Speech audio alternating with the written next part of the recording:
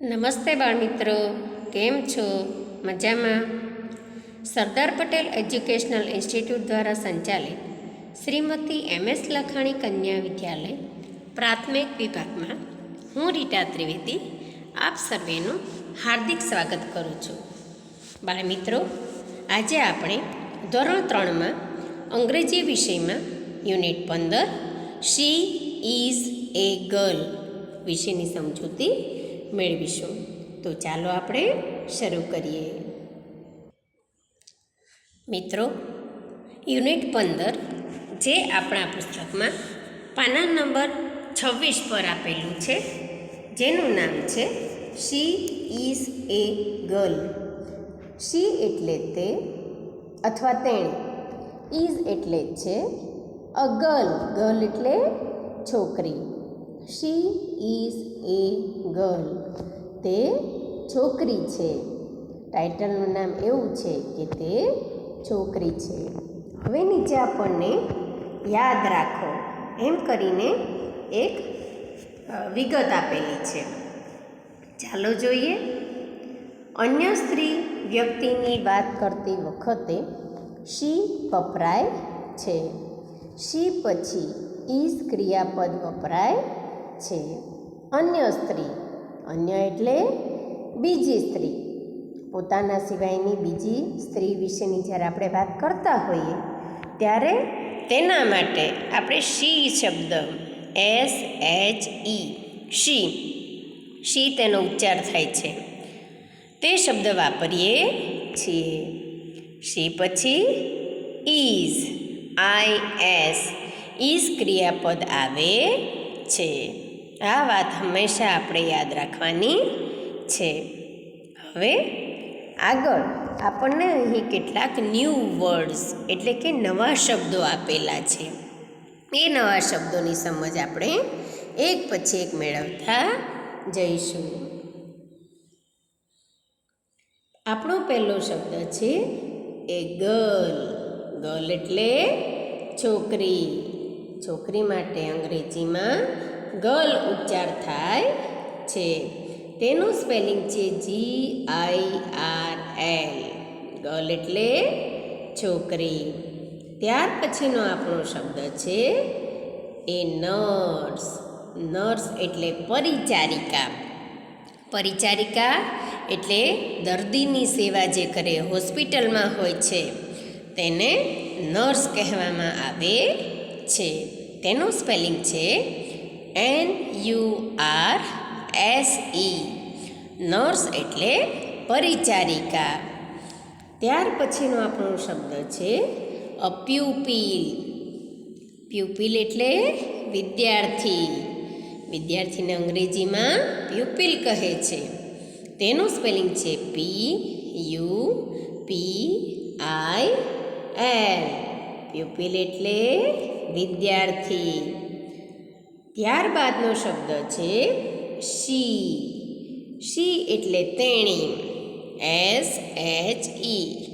આપણે વાત કરી તેમ શી છે તે છોકરી માટે અથવા તો સ્ત્રી માટે વપરાતો શબ્દ છે.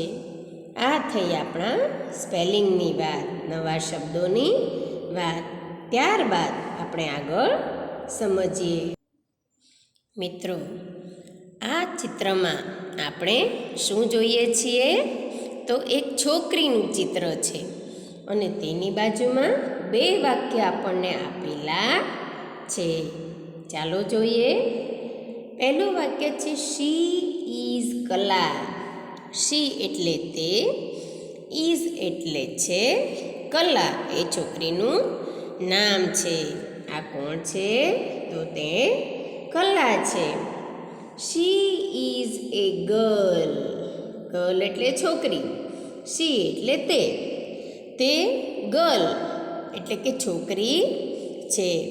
અહીંયા આપણને દરેક ચિત્રની બાજુમાં તેના વાક્યો આપ્યા છે અને તે વાક્યોને આપણે જોતા જવાના છે અને સમજતા પણ જવાના છે. આ ચિત્રમાં એક સ્ત્રી છે. તેના હાથમાં ઝાડુ છે એટલે કે સાવરણી છે અને તે શું કરી રહ્યા છે તો ચાલો આપણે જોઈએ. વાક્યમાં છે શી ઇઝ માયાબેન. શી એટલે તે, ઇઝ એટલે છે, માયાબેન તેમનું નામ છે. શી ઇઝ માયાબેન, તે માયાબેન છે. She is a sweeper. Sweeper એટલે કોણ? તમને ખ્યાલ હશે કે મોટી સંસ્થાઓમાં એટલે કે સ્કૂલ છે, હોસ્પિટલ છે, રેલવે સ્ટેશન છે, ત્યાં સાફ સફાઈનું કામ જે કરનાર વ્યક્તિ હોય તેમને અંગ્રેજીમાં સ્વીપર કહેવામાં આવે છે. સ્વીપર એટલે સફાઈ કામદાર કે જે સફાઈનું કામ કરે. આપણે ચિત્રમાં જોઈ શકીએ છીએ કે માયાબેનના હાથમાં શું છે? ઝાડુ, સાવરણી છે અને તેઓ સાફ સફાઈ કરી રહ્યા છે. તો જે વ્યક્તિ સાફ સફાઈનું કામ કરે છે તેમને અંગ્રેજીમાં સ્વીપર કહેવામાં આવે છે. અને તેનું સ્પેલિંગ છે SWEEPER. સ્વીપર. સ્વીપર એટલે સફાઈ કામદાર. આ શબ્દ આપણે યાદ રાખવાનો છે. ત્યાર પછીનું આપણું ચિત્ર છે, તેમાં આપણને એક નર્સ દેખાઈ રહ્યા છે. તેમણે નર્સનો યુનિફોર્મ પહેર્યો છે. ચાલો જોઈએ. She is Dhara. She is a nurse. તે ધારા છે અને તે કોણ છે? નર્સ છે. તેમનું કામ શું છે? દર્દીઓની સેવા કરવાનું. આપણે જોયું કે તે દર્દીની સેવા કરે છે, તેમને મદદ કરે છે અને ડૉક્ટરને પણ તેઓ દવા આપવામાં, ઇન્જેક્શન આપવામાં, દર્દીની જે પણ સારવાર હોય એ ડૉક્ટરની સૂચના મુજબ દવા કે ઇન્જેક્શન આપવામાં મદદ કરે છે. નર્સથી પણ તમે સારી રીતે પરિચિત છો. દવાખાનાની મુલાકાત લેતી વખતે અથવા તો હોસ્પિટલની મુલાકાત લઈએ ત્યારે આપણને નર્સ ત્યાં જોવા મળે છે. તો અહીં આપણને નર્સનું ચિત્ર આપેલું છે. આ ચિત્રમાં આપણને એક છોકરી સ્કૂલ બેગ સાથે યુનિફોર્મ પહેરેલી દેખાય છે અને તે શું કરી રહી છે? શાળાએ જઈ રહી છે. તો આપણે તેના યુનિફોર્મ અને બેગ ઉપરથી જોઈ શકીએ છીએ કે તે છોકરી છે તે કોણ છે? તો શી ઇઝ સરલા. તે સરલા છે. She is a pupil. તે પ્યુપિલ એટલે કોણ? વિદ્યાર્થીની. તો સરલા છે તે એક વિદ્યાર્થીની છે. તે શાળાએ જઈ રહી છે. આપણે તેને યુનિફોર્મમાં જોઈ શકીએ છીએ. તેણે ખભા પર બેગ લટકાવેલું છે, તેના ગળામાં ટાઈ બાંધેલી છે, તેણે સ્કૂલનો યુનિફોર્મ પહેરેલો છે, તેના પગમાં મોજા અને બૂટ પણ છે.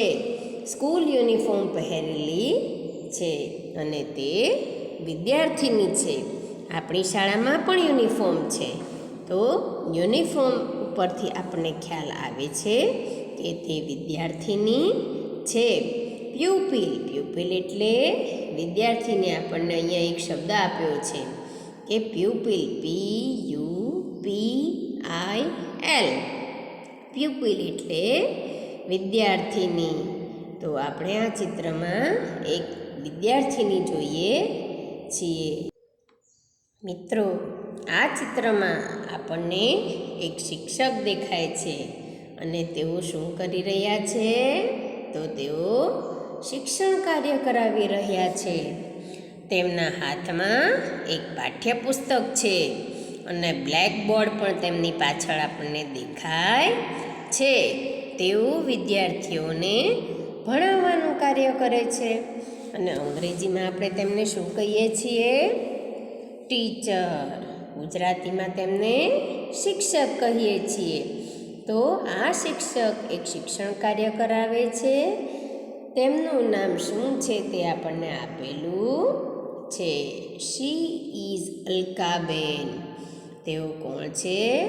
અલકાબેન છે. She is a teacher. Teacher એટલે શિક્ષક. તે અલકાબેન છે અને તેઓ શિક્ષક છે.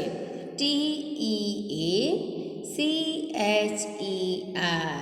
ટીચર એટલે શિક્ષક.